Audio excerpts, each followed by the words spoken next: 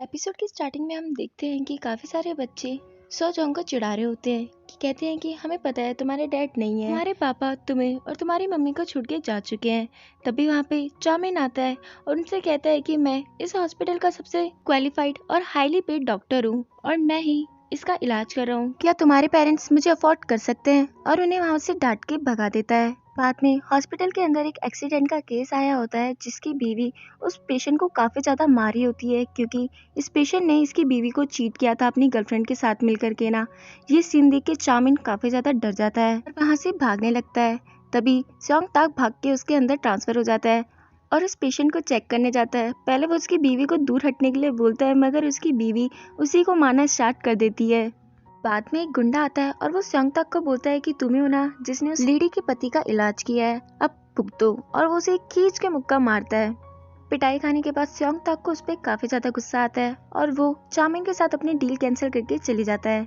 वहीं सारी रिकॉर्डिंग बैठा हुआ कजन देख रहा होता है। सॉन्ग जो भी काफी ज्यादा खुश होता है क्योंकि कल वो ऑपरेशन के जाने वाला है। वहीं हमें देखते हैं कि एक लड़की रो रही है और कहती है कि प्लीज मेरे भाई का इलाज कर दो, मैं सारे बिल आपको जल्दी पे कर दूंगी। तभी पीछे से वही आदमी आता है और कहता है कि ये मेरी बहन है, ये अभी हाई स्कूल स्टूडेंट है, हमारे पास बिल्कुल भी पैसे नहीं है और हमारे पेरेंट्स भी मर चुके हैं, सारा खर्चा मैं ही उठाता हूँ इसका। हमारे पास इतने पैसे नहीं है कि हम अभी फीस पे कर सके, मगर मैं तुमसे प्रॉमिस करता हूँ कि जब भी मैं ठीक होऊंगा तो मैं कजन के खिलाफ गवाही दूंगा और बता दूंगा सबको कि वो ही था जिसने मुझे पैसे दिए थे, कहा था कि तुम्हारा एक्सीडेंट करवा दे। फिर हमें पास्ट का एक सीन दिखाया जाता है जहाँ हम देखते हैं कि जब सेजिन यहाँ पे एज अ इंटर्न काम करती थी तभी से कजन उन्हें पसंद करते हैं, मगर एक दिन उन्होंने सेजिन और चाउमिन को साथ में देख लिया था जिसकी वजह से उनका दिल टूट जाता है। डॉक्टर एन चेयरमैन के रूम के पास जाते हैं, तभी उनके पास किसी का कॉल आता है और वो कहते हैं कि जाओ स्योंग तक तुम जाओ। उनकी बातें वहाँ खड़े दो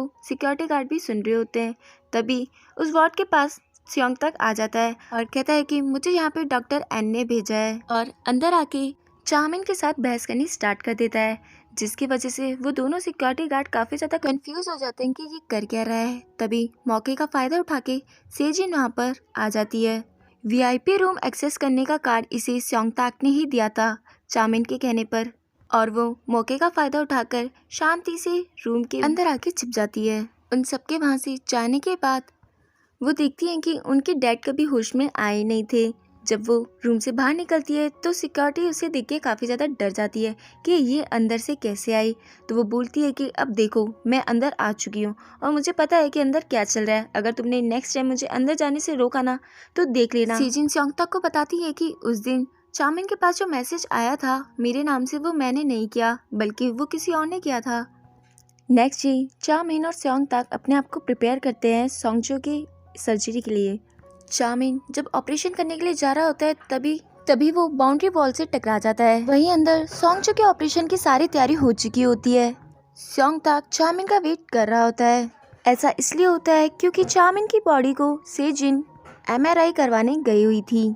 चाउमिन तो अभी तक ऑपरेशन यूनिट के अंदर नहीं जा पाता और डॉक्टर एन उसके अंदर आ जाते हैं और सो जॉन्ग का ऑपरेशन करना स्टार्ट करते हैं। वहीं ओल्ड घोस्ट की जो सोल होती है वो सेजिन को कॉल करती है और उनका ध्यान भटकवा देती है और चाउमिन की बॉडी को एमआरआई रूम से ले जा करके दूसरे वार्ड में शिफ्ट कर देती है, जिसकी वजह से चाउमिन ऑपरेशन रूम में आराम से पहुंच जाता है और स्योंग ताक के साथ अपनी सोल ट्रांसफर करता है। बाद में वो डॉक्टर एन को बोलता है कि मुझे नहीं लगता कि तुम किसी भी पेशेंट को ऑपरेट करना डिजर्व करते हो। क्या होगा ऑपरेशन के थ्रू अगर ये बच्चा मर जाता है तो सारा नाम तुम्हारे ऊपर आएगा जो तुम झेल नहीं पाओगे, क्योंकि अभी तुम्हें प्रोफेसर चाउमिन की जगह जो लेनी है।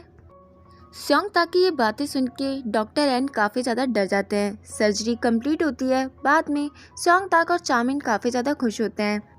वहीं सेजिन यूएसए के एक डॉक्टर से बात कर रही होती है। वो डॉक्टर बताता है चाउमिन की रिपोर्ट देखकर कि उसे नहीं लगता कि अब चाउमिन ज़्यादा टाइम सरवाइव कर सकता है। उसकी ब्रेन की कंडीशन काफ़ी ज़्यादा वर्स्ट होती जा रही है, तो मुश्किल से चाउमिन के पास सिर्फ 1 महीने का टाइम है। वहीं स्योंग ताक को चाउमिन से पता चलता है कि जो सो जॉन्ग की सर्जरी थी वो 12 घंटे की थी और वो लोग लगातार 12 घंटे से सर्जरी कर रहे हैं। ये सुन के उसे अपनी ब्यूटी स्लिप का ध्यान आता है। वहीं चीफ काफ़ी ज़्यादा नाराज़ होते हैं क्योंकि सर्जरी काफ़ी अच्छे से हो चुकी होती है और डॉक्टर एन जो स्योंग ताक की सीनियर है, उन्होंने इस सर्जरी में कुछ भी हेल्प नहीं करी है। स्योंग ताक जब सो के उठता है तो वो देखता है कि वो 12 घंटे से सो रहा था। वो भाग के स्योंग के रूम में जाता है, जहाँ उसे नर्स से पता चलता है कि उसे सोए हुए सिर्फ 2 ही घंटे हुए हैं, क्योंकि जब तक स्योंग को होश नहीं आ गया था तब तक वो रात भर स्योंग के पास ही बैठा हुआ था। कहने को तो स्योंग तक बैठा हुआ था, मगर स्योंग तक के अंदर चामिन की ही सोल थी। बाद में सन काफ़ी गुस्से में कज़न के पास जाता है और कहता है कि चेयरमैन ने लास्ट मोमेंट में ऑपरेशन होने से पहले ही अपने लॉयर से बात करके विल को चेंज करवा दिया था। वहीं क्लासमेट स्योंग तक को आके बोलता है कि मुझे पता है तुम्हारे ऊपर ज़रूर भूत का साया है, मगर चिंता मत करो, मैं तुम्हारी हमेशा हेल्प करूँगा। क्योंकि पहले भी ऐसा सेम इंसिडेंट इस हॉस्पिटल में रिपीट हो चुका है। जब चामिन यहाँ पे इंटर्न थे, उन्होंने भी अपनी solo surgery as a intern ही कंप्लीट करी थी, क्योंकि उनके ऊपर किसी भूत का साया था। स्योंग तक ये सारी बातों के बारे में सोच ही रहा होता है, तभी सामने से चीफ आते हैं अपने कुछ चमचों को लेकर के और उसे रूम में ले जाते हैं, जहाँ वो अपने सारे चमचों के साथ उन्हें काफ़ी सारी फाइल्स दिखाता है। उनके चमचे बोलते हैं कि ये रिपोर्ट है और हम चाहते हैं कि इन सारी सर्जरी को तुम फिक्स करो, ये तुम्हारे लिए काफ़ी अच्छी अपॉर्चुनिटी है। मगर स्योंग तक बॉडी पेन का बहाना बनाकर वहाँ से चले जाता है। डॉक्टर एन स्योंग तक के पास आते हैं और स्योंग के रिकॉर्ड्स मांगते हैं, तो वो कहते हैं कि अभी मैंने वो कंप्लीट नहीं करे हैं, तुम जाके उन्हें कंप्लीट कर लो।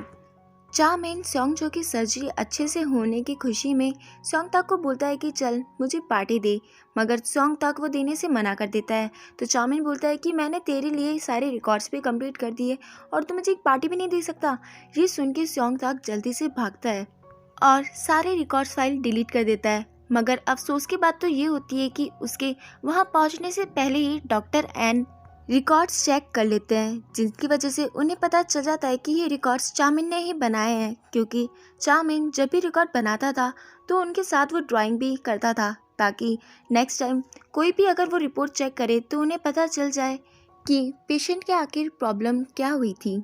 जिसकी वजह से स्योंग तक चामिन को काफ़ी ज़्यादा डांटता है और कहता है कि नेक्स्ट टाइम मैं नहीं चाहता कि तुम ऐसी गलती दोबारा करो, और चामिन से बात करता हुआ जा रहा होता है अकेले अकेले। तभी सामने से स्योंग तक की मॉम आती है और वो स्योंग तक को अकेले बात करते हुए देख के काफ़ी ज़्यादा डर जाती है। फिर उन्हें पास का सीन याद आता है, जहां हम देखते हैं कि जब स्योंग तक उस लेडी कोस्ट को उसकी सैंडल लौटा रहा होता है तो उसकी मॉम भी पीछे खड़े हुए ये सारी सीन देख रही होती है। और ऐसी पहली बार नहीं था जो उन्होंने देखा था, ऐसे काफ़ी सारे सीन्स क्रिएट हो चुके हैं।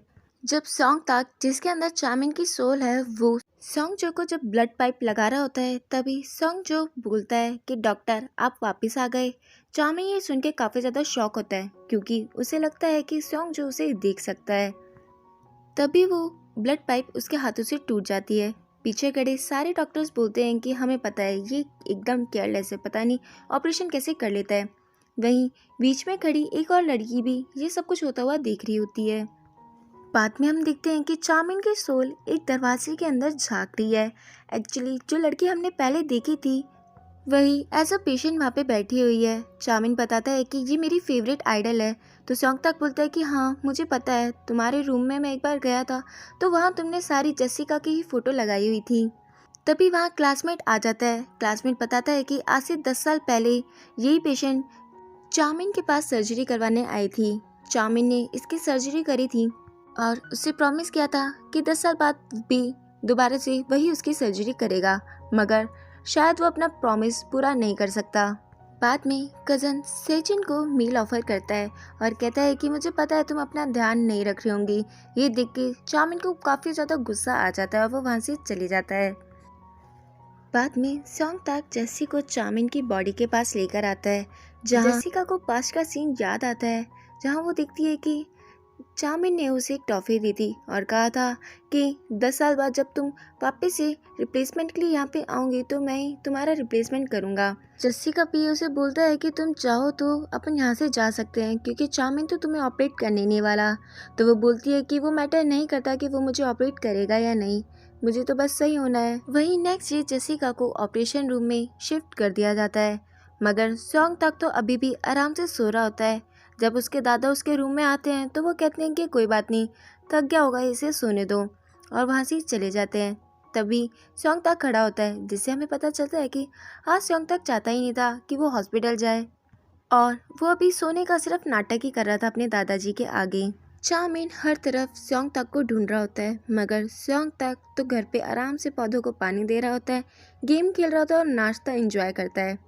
स्योंग तक के हॉस्पिटल में ना होने की वजह से कुछ और डॉक्टरों को वो सर्जरी परफॉर्म करने के लिए दे दी जाती है, मगर वो लोग वो सर्जरी अच्छे से नहीं कर पा रहे होते हैं, जिसकी वजह से चाउमिन को अपने ऊपर काफ़ी ज़्यादा गुस्सा आ रहा होता है, क्योंकि वो कुछ भी नहीं कर सकता डॉक्टर होने के बावजूद भी।